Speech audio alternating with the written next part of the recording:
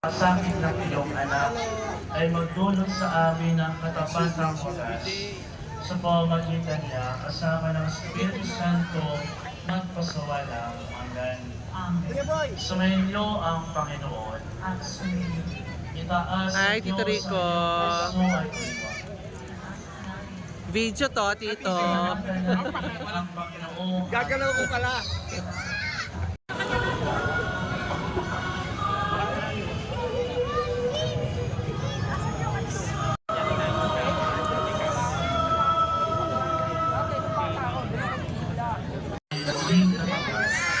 At tumo ng ating Panginoong Yesu.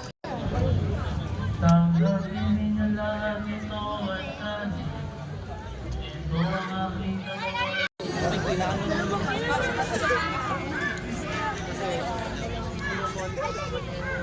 Tanggapin ninyo lahat ito at tani. Ito ang kalis ng aking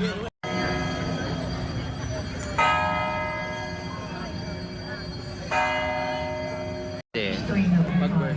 Ito'y babalik sa wakas ng panahon. Ama, ginagawa namin Yung pagbaba yung sa mabuklod sa pagkakaisa Ay, Father Gabi. sa pamamagitan ng Espiritu Santo. At pagindapati ng kaming lahat na makasalo sa iyong buhay na walang wakas. Kasama makapangyarihan, kasama ng Espiritu Santo magpasawalang. Sino yan? Ang bangin ng anak.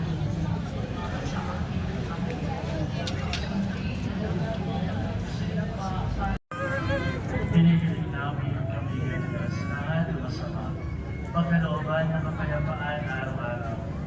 At ito ang kaharian, ang pangyarihan at ang kapulihan, magpakailanman. Amen. Panginoong kapayapaan sa isa't isa. Espiritu.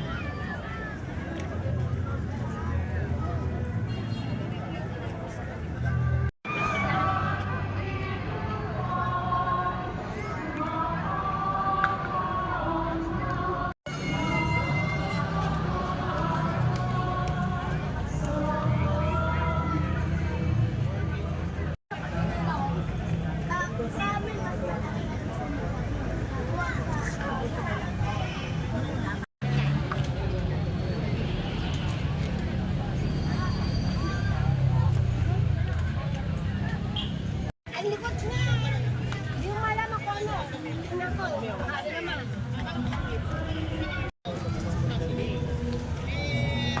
Mabalik na ulit. Nakakaano yung anak ko yung kapatid. Never ko sumali kami doon. Kasi kalambayin eh. Oh. Kaya first, so yung actually, nasa baby. Hindi ako kumain lang actually. Hindi ako kumain lang sa Sabado ako. Sabado kami na. Sabado.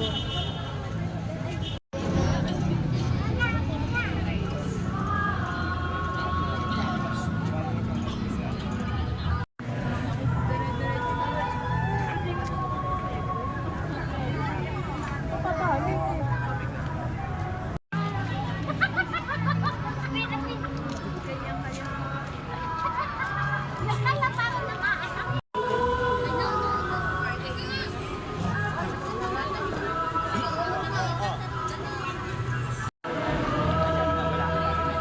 Hello mga kamamshi!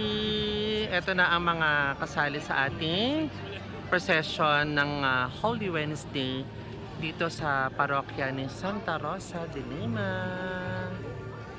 So, may nagaganap ang mass ngayon. So, waiting tayo.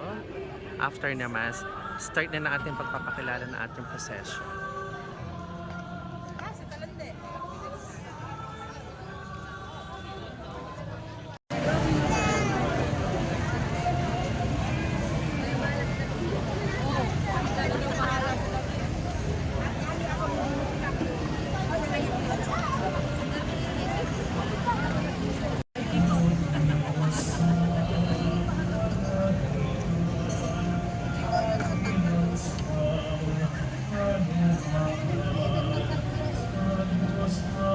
Ang batong ito, itatayo ko ang aking iglesia. Tangan niya ang Jesus bilang langit, bilang pagsang-ayon sa katotohanan ng sinabi ni Jesus. Si San Mateo Mateo ay isa sa 12 apostol, ang nagsulat ng una at pinakamahabang ebanghelyo. Bago maging tagasunod ni Jesus, siya ay Ang bahagi, ang ministeryo ni Jesus, ang paghihimala ni Jesus sa kasalan sa kanan. Ito ang unang pagpapamalas ni Jesus ng himala. Galilea. Naglakbay siya hanggang Samaria at nakarating sa isang balon. Dahil sa pagod, siya ay nagpahinga sa may balon. Isang babaeng Samaritana ang lumapit para kumuha ng kaunting tubig. Humingi si Jesus sa kanya ng inumin. Dahil karaniwan ay hindi kinakausap ng mga Hudyo ang mga Samaritano, nagulat ang babae. Juan at Santiago sa bundok ng Tabor, at sa harapan nila ay nagbagong anyo si Jesus. Ang kanyang mukha ay nagliwanag na parang araw at nagningning sa kaputian ng kanyang damit. Nakita ng tatlong alagad si Moises at Elias. Si Jesus ay sinalubong ng mga taga-Jerusalem, tangan ng kanilang mga palaspas. Ang pagsalubong nila ay tila Ama ko, magagawa mo ang lahat ng bagay. Alisin mo sa akin ang paghihirap na ito, ngunit hindi ang kaloob ko. halaman ng noon. Alam ng taksil na si Judas ang lugar na iyon, sapagkat doon madalas magpunta si Jesus at ang kanyang mga alagad. Isinama Upang hatulan siya, ngunit ayon sa iyong kaugalian, dapat akong magpalaya ng isang bilanggo sa pista ng Pasko. Ibig ba ninyong palayain ko ang hari ng mga Hudyo? Hindi, sigaw nila. Hindi siya kundi si Barabas. at nalupaypay sa hirap at sakit na kanyang dinaras sa pagkakahabag. Senyor Desmayado, kaawaan niyo kami. Kaya nila ito sa kanyang ulo at sinuotan nila siya ng balabal na kulay murado. Sinabi nila, pagpati sa hari ng mga Hudyo. Matapos nito, siya'y binugbog at pinagsasampal. Mga Ng pagpusta at panglilibat ng mga kawal kay Jesus. Mabuhay ang mga hari ng Hudyo. Palibak nilang tuya sa Panginoong hindi kumikibo. Misulang maamong tupa na nakalhin sa dakong patayan upang maging handog at alabin sa ikatutubos ng kasalanan ng sanlibutan. Senyor de la Pasencia, kaawaan mo kami. si Pilato nga ay muling lumabas at sinabi sa kanila, narito, inilabas ko siya sa inyo. Ito ay upang inyong malaman na wala akong makitang anumang kasalanan sa Ng kanyang krus. Isa sa pinakapopular na debosyon sa Pilipinas, milyong-milyong deboto ang sumasama sa traslasyon nito tuwing ikasyam ng Enero. Pinaniniwalaang ang imahe nito na makikita sa Quiapo ay nagmula sa Mexico sa pamamagitan ng kalakalang galyon sa pagitan ng Acapulco, Mexico at Maynila sa Pilipinas.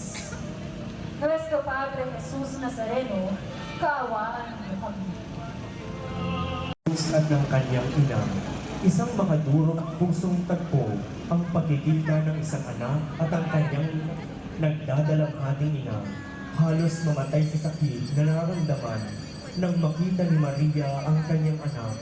Sugatan, duguan at labis na nanghihirapan sa mga kamay ng mga lapastangan.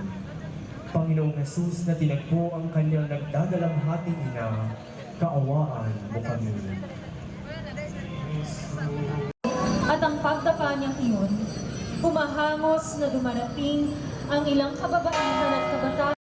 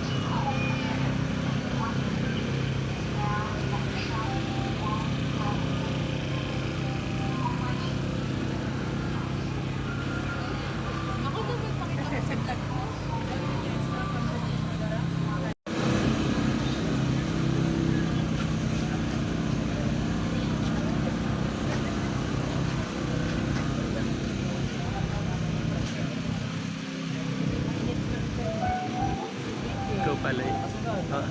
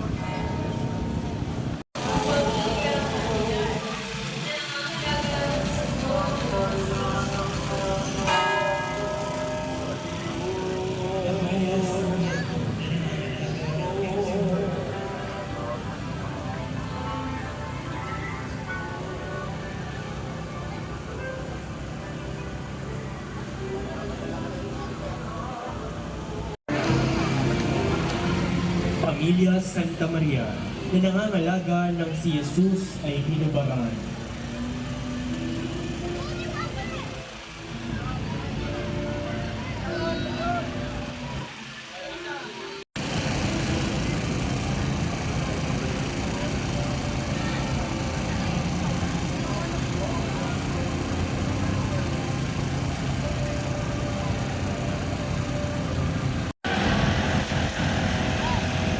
Ay!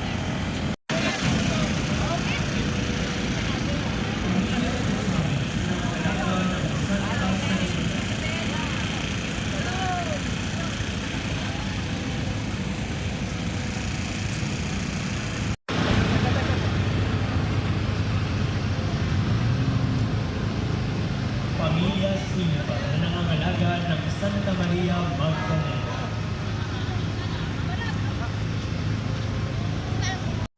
Christian Pangensal, Fredo Ali Benita, Jundi Almayora, Gaspar Tatlonghan, Arceo Valborda, Justin Ray Rodriguez, Edward Castillo, Giorgio Malicano, Darren Vernosa, Phil De Rosio, Marlon Villanueva, June Morales, at lahat po ng mga